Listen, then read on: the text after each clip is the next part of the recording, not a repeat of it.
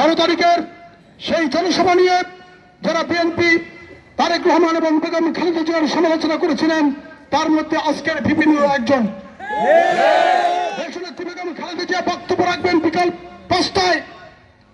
সে একই দিনে প্রেস ক্লাবে এই গণ অধিকারী নেতা বক্তব্য রেখেছেন যে এক ফ্যাসিস্টের কাছ থেকে ক্ষমতা নিয়ে আর এক ফ্যাসিস্টকে ক্ষমতা দেওয়ার জন্য ছাত্র সমাজ রক্ত দেয় নাই।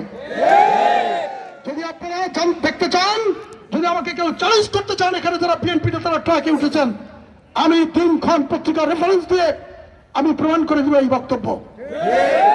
আজকে সোশ্যাল মিডিয়ায় ভাসছে বিএনপির হাতে স্টিয়ারিং দেওয়া যাবে না, বিএনপিকে বিশ্বাস করা যায় না।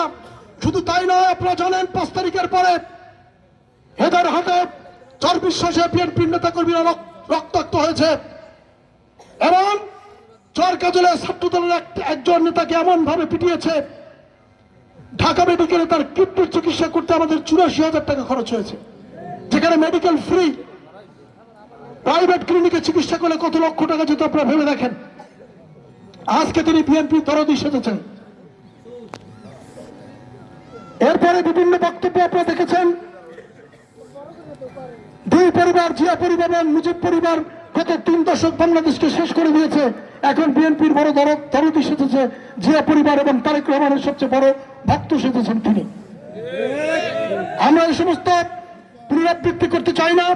আমি আপনাদের কাছে বিনীত প্রশ্ন করব, যদি আপনাদের এই 37 বছরের কর্মীকে এবং দীর্ঘ 17 বছরের আপনাদের সাথে মাঠে ময়দানে কাজ করা, রাজপথে লড়াই করা আপনাদের পাশে থাকা এই ভাইকে, এই সন্তানকে মনে হয় যে বিএনপির লোক, তাহলে আপনারা সকল ব্যারিকেড ভেদ করে আমাদেরকে একটু করে ঘোড়া মার্কায় ভোট দেবেন ইনশাআল্লাহ। আর যদি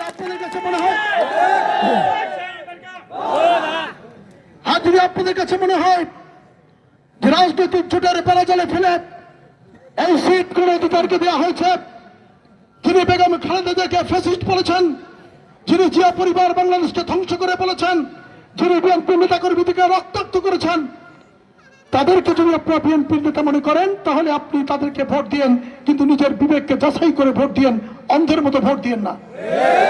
অথবা ট্রাকে উঠেছেন, টিয়ার খাবেন, কাবিকা খাবেন, অনেকে এখন হিসাব নিয়ে বসে আছেন।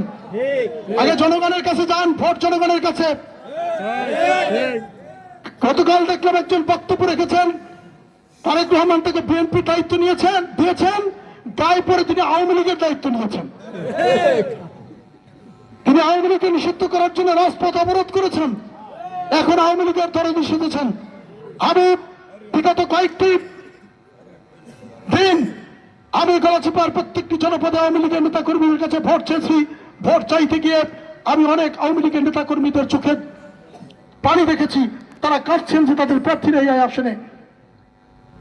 আমি তাদেরকে বলেছি, যদি আপনাদের দলের প্রার্থী নেই, আপনাদের দল নিষিদ্ধ হয়েছে, যদি আপনি মনে করেন যে আপনাদের দল নিষিদ্ধ করার ক্ষেত্রে এই ব্যক্তি হাসান মামুনের কোনো ভূমিকা আছে, তাহলে আপনার আমাকে ভোট দেওয়ার প্রয়োজন নেই।